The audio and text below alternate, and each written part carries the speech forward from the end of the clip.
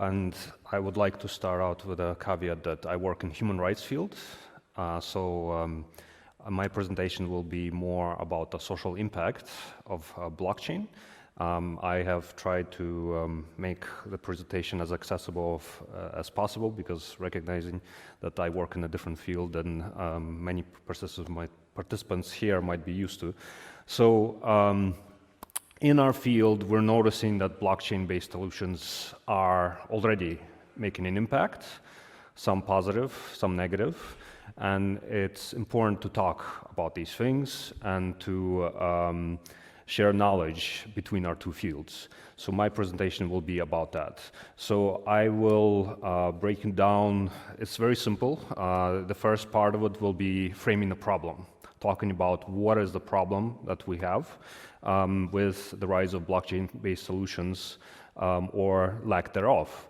And the second part will be focusing on solutions. What are the solutions that we can look forward to with blockchain that can help not just the most vulnerable populations in the world, like the stateless, exiles, political dissidents, refugees, and so on, but also everybody, because everybody is impacted by the risk of having your proof of identity being tampered with or taken away. Political winds change, nobody can predict them, and so my family never knew we were going to end up being stateless. We're natives to European Union, but we don't have a proper legal identity. We're not given that. And I'm not going to get into too many of these details. I will start out by framing what is the issue that we're facing. So when you think of proof of identity, proof of residence, proof of your nationality, all of these things are crucial to allowing you to exercise your rights. If you don't have a nationality, then you don't have a right to have rights. When you don't have residence, you also are lacking many rights. So there's a big difference between the two, but for the sake of keeping things simple, we'll just term it as lack of legal identity. But obviously you can break it down into further details as to whether it's residence, nationality, citizenship, etc., etc. So the question is, the critical question is, who issues your legal identity? Moreover, who owns it? If you were to open up your passports, you might be surprised to read that you're not the owner of your legal identity. I'm surprised people are surprised about that. The legal identity that you have is owned by your government, to whom you belong to. And we have romanticized this whole notion of belonging, but it's quite literal. You are owned by this government. You are something useful to this government. And in exchange for being useful, you are granted certain rights, because you are granted legal identity. Now, throughout history, of course, academics have talked about various monopolies that state actors have had. So state actors are the authorities that issue your legal identification. They have absolute complete monopoly over that. Historically, they have had absolute complete monopoly over violence. So that's something, a monopoly that is talked about more. But other things like monopoly of identification, the media, data, currency, hasn't been talked about much. And it's very interesting that some of these centralized monopolies have begun to give way to decentralization. This is why with cryptocurrency, we have decentralized currency. There's no one authority that issues the currency. Now, in human rights, that's already relevant, but what interests us more is the potential in decentralization of identification. When you think of centralization of power, whenever you have any absolute power given to any human institution or any human, it's a bad idea. You're going to have a lack of accountability, and you're very likely going to have abuse and corruption and misuse and just tampering. Now, in the world, there's 1 billion people who lack legal identification. That number should be mind-boggling. That's a statistic from the World Bank. Now, I drew a little gradient there. Among these people, there's various vulnerable people in the world. So there are the stateless, minorities, refugees, exiles, indigenous people, etc., etc. And it's interesting that that among all these people that lack legal identification or lack proper legal identification, because some of these people might have some form of legal identification, like a tolerated stay or temporary residence, or just a piece of paper from the police stating that they were arrested and this is their name. All of these people are extremely vulnerable based on what kind of ID they hold. Now, on the gradient with the state actors, we have, the competence side. That's the sort of the perfect state actor that never discriminates, that effectively can identify all of its people that is on its territory, that is able to fairly issue identity papers after it has identified all of the people on its territory. That utopia doesn't exist. There is no country in the world that is capable of doing that. Never mind actually doing that. So usually, we have something in between happening. And then Malay side, unfortunately, that's, and I termed it that way on purpose because when we have state actors refuse to grant identity papers or discriminate, it's not based on any rational grounds. It's usually due to phobias, like xenophobia, or due to racism. 24 countries in the world don't allow women to pass on nationality. Some countries in Europe only recently started to allow women to pass on nationality, like Netherlands. They only started to allow women to pass on nationality from 1985. And so that impacts heavily what kind of identity papers people will have. So whenever you have a state actor afflicted by malaise, you will potentially have them be malicious. This is why in countries like Myanmar, we have a very authoritarian state going after its minorities, refusing to issue them proper identification, and just ethnically cleansing them and killing them, trying to kill them off. So we have this gradient, and in between there's much, I want to call it mess. And so that is a problem that we're facing, and it is something that affects everybody. Like I said, because various groups in the world that are currently vulnerable, among many of these people are people of yesterday that were perfectly stable in their life and had an equal identity paper to that of other fellow citizens. But in came some sort of political change, and I'll give a specific example now with Belarus, which is currently making 500,000 people stateless in Europe. And it is making these people stateless because 4 years ago, these people went out to protest against the government, that people were not in agreement to the unfair elections that were done in Belarus, and the government cracked down. And so 500,000 of these people left the country. And since Belarus, like any other state actor, has absolute monopoly on issuing identity papers, has that centralized power, and also combined with absolute monopoly on, as with any other state actor, on determining who belongs, they can easily punish their dissidents. So that's another way people become stateless. And of course, I'm talking about statelessness because I'm a specialist in statelessness, so I'm bringing up examples in that regard. In regards to other vulnerable groups here, like indigenous populations, in Southeast Asia, you have various indigenous nomadic people. And so they don't get their papers because they get discriminated against because they're nomadic.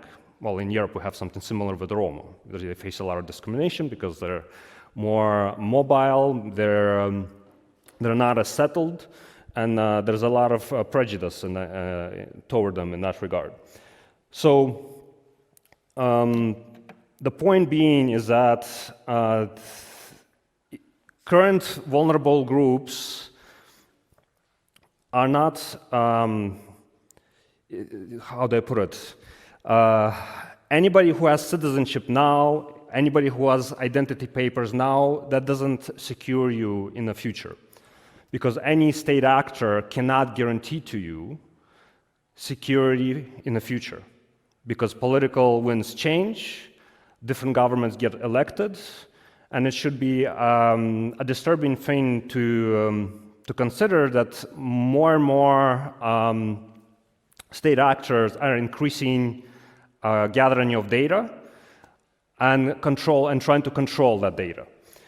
And so you have a situation where you have more centralized power becoming more powerful, and then if the ownership of that data is in the hands of a government that does not have good intentions, and nobody can guarantee what government will exist in the future, you have a serious risk factor for everybody, not just the current vulnerable groups.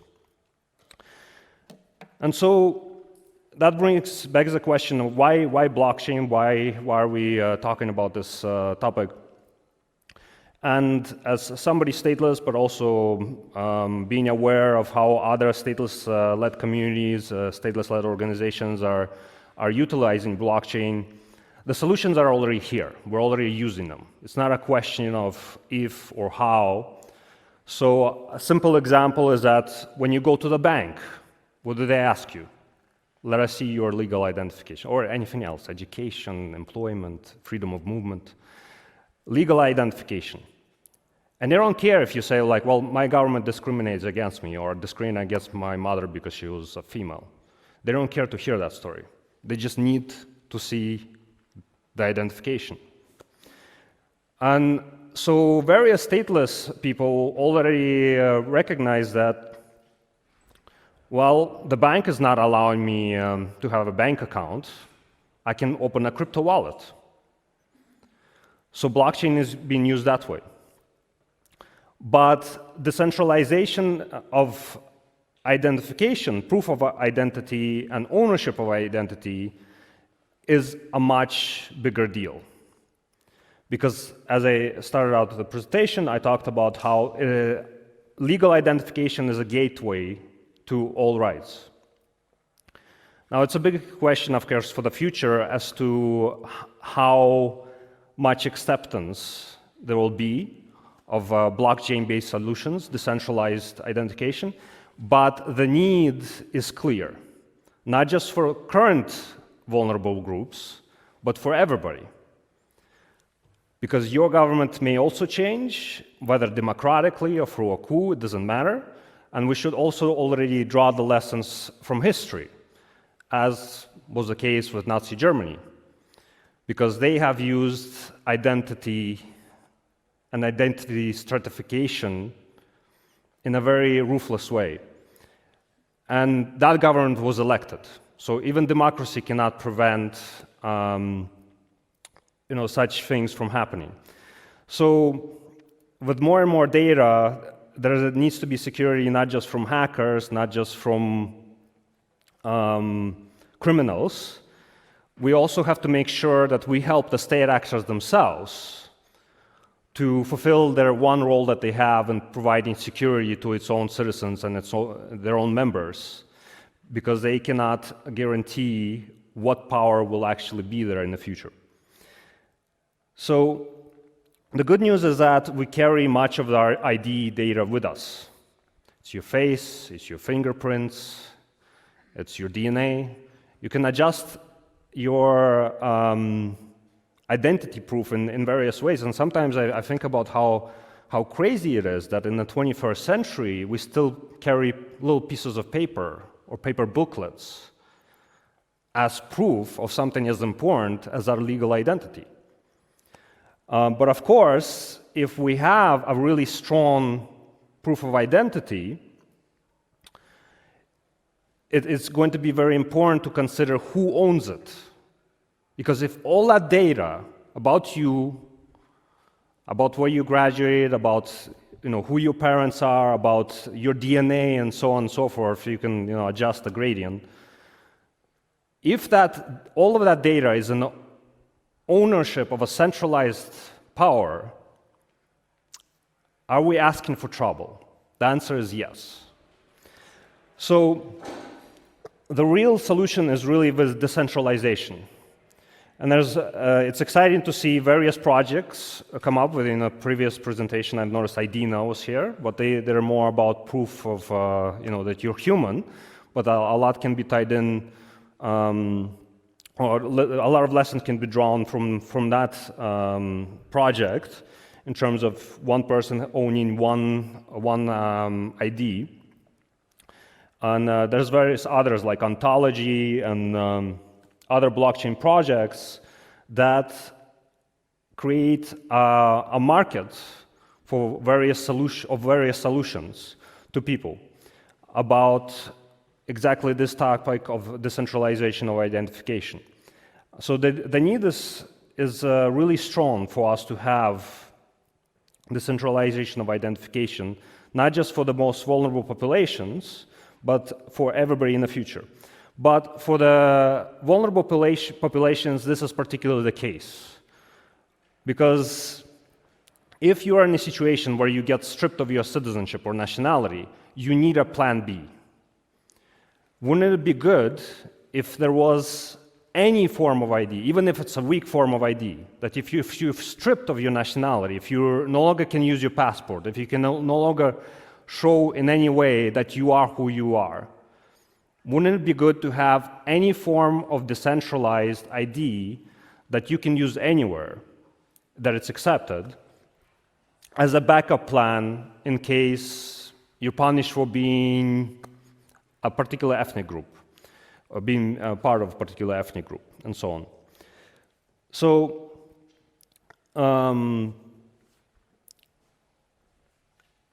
to conclude, I want to say that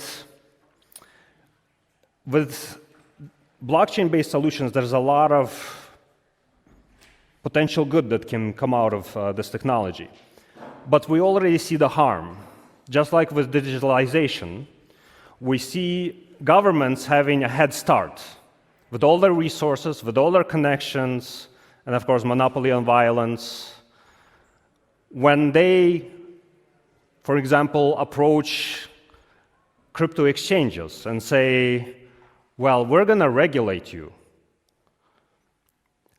you can bet that they're going to import some of their preferences and some of their biases into that regulation. And that's an issue we're already facing. That's not a theory. I've personally faced this issue in terms of Binance doesn't accept various forms of IDs from vulnerable groups. And various other crypto exchanges, because they're just not familiar with it. What is this? And so you're left on the sideline, and we see this time and time again, like in countries like Kenya, where digitalization is being driven forward, but it's the government that has been plagued by various discriminatory policies that it has in place that is influencing the technology sector to import this discrimination.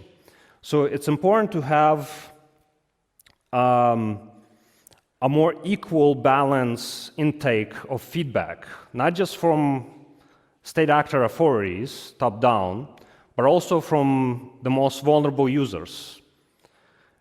And that's why it's important for the blockchain sector to build these connections to make sure that it is actually adding value to the world and not harming, especially those who tend to benefit the most from technology, but also the most vulnerable in regards to the current realities of different societies and discrimination therein. So I will stop right there, and just as a last thing, to initiate the whole advocacy campaign for better, more responsible use of blockchain, several leading groups of coalitions of stateless people and exiles and refugees combine forces and are creating what's called Blockchain for Human Rights Advocacy Network. And the launch of it will be on April 12th here in Impact Hub, Zurich. And it will be about creating the connections to the blockchain sector to provide input about what is actually of value to those people who want to use the technology to access some basic human rights. And to try to create a balance between such groups and, of course, the state actors who have their rather strong say in the sector. And so you're most invited to attend there, and I'll stop right there. Thank you.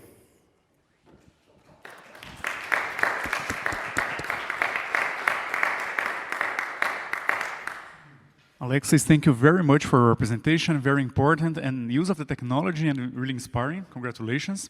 Does anyone have some question? Okay, the microphone is going toward. One of the things, I mean, state ID exists because everyone trusts it, right? To the extent that the state is a test of information. Correct, right? I can put whatever information I like on a blockchain. Right, I can give a fake name, fake address, fake employment records, fake education, fake everything. I mean, who's there to attest that the information is correct, and then who determine and will be accepted? You know, if I show you my passport, you accept that's my passport, the data, and it's accurate because it's come from an authority that we do trust. Yeah, that's a great question, and I want to break it down into parts. So first of all, the trust in the state actor. Right? That's something we were brought up from the very early age, trusted like you would trust a god. I would question that. Many state actors are committing many human rights violations. It's very hard to find a state actor who is not committing some sort of corruption or human rights violation. So there's some issues with that. There's a lot of incompetence. We've had plenty of cases in human rights where a person's file is just deleted because the bureaucrat didn't want to deal with it. We have a lot of issues in this regard. And so we want to paint a more accurate picture of what is the actual problem. And so, you know, we should trust a responsible state actor, right? But like I said in my presentation, we have a little bit of a dilemma that with any monopoly, absolute power, no matter how responsible that actor wants to be, power corrupts, and absolute power corrupts absolutely. So we need to do this not just for the sake of ourselves. We need to do this, like I said, to help the state actors because... Yeah, but sorry, that's people, right? And sure, we can create a platform, put a load of data on it. We're all corruptible, right? We all have our own biases and influences. Yes. I mean, I guess my question to you is, what system do you put in place to ensure that whatever data I put on a blockchain that you assert should be valid as identity data is true? Because, I mean, you'll need that data to be verified in order for it to be relied upon. Right. And I mean, we're not looking to overwrite the state actors. We're looking to create a little bit of competition, a healthy competition. And so the second point I was going to go into is that, and like I mentioned in the presentation, a lot of the data for identity is actually already public, and it's something that state actors can't own or control. So, you know, not just in terms of facial recognition and so on and so forth, but even going to more abstract things like a name or your parents' connection to your parents, or your place of birth and date of birth. These things, for instance, are already being sort of confirmed, issued by, in some countries, by hospitals that are they don't have a connection to authorities. They do it themselves, Yeah, but right? the hospital is an authority. You're trusting a centralized authority. It's the hospital. Yes. In fact, it's the midwife at the hospital. Yeah, so the more competition, the better, is what we're saying. So we are for the hospitals to be independent. You know what I mean? If they are actually a centralized public authority, if the state actor tells them like, no, don't issue documents to such children, and childhood statelessness is a huge issue right now, we can at least try to work on resolving that, right? So by encouraging hospitals to be independent of any political discrimination or biases, that's like a fraction of what we can do. So it's important, but another key thing is that just like when you're learning a new language, you don't need to come up with, you don't need to learn it in its own language. You can use the old language to learn a new one. So the same logic in terms of for coming up with blockchain-based solutions. A stateless person or other vulnerable person, they will have documents. And that's another reason, another way we're utilizing blockchain now, like Rohingya project. They are using it for archiving because the government wants to destroy these documents. They want these people to stop existing. But blockchain is being used to conserve these documents, land leases and education certificates and so on. You can use all of that. I mean, the potential is mind-boggling. So it's not a question of which centralized authority should we use instead of the old ones. No, the more competition there is in creating a decentralized identity, the better. And the same goes for, we need to make sure, I think personally, we don't have one powerful corporation creating decentralized ID that will become widespreadly used. No, it should be more like with credit cards. If one doesn't work, you go to the next decentralized ID that can verify you. So competition is key. We need to make sure to avoid too much centralization of power. Does that make sense? Yeah, I completely agree with the sentiment, but I think putting it into practice sounds incredibly difficult. So if you've got Rohingya data now on a blockchain, you now need to turn that into an identity system. You then need the world to accept it. Right? So the question that the world then asks is, how do we know that the data that's been put on is actually true? Right? Who are the people that have put it on chain? Do we know that the documents that have been uploaded are actually accurate and correct and relate to that person with that name? There could be 1,000 people with that same name. How do you know you've put the right information in relation to each? I think that the alternative... Sorry, I don't want to be impolite, but I have to end the conclusion. Oh, sure. Please, I don't want to be impolite, but I ask you to keep the conversation outside because we are very late for the next section. And I thank you very much for all, and have a good day. Thank you, Aleksejs. Thank you.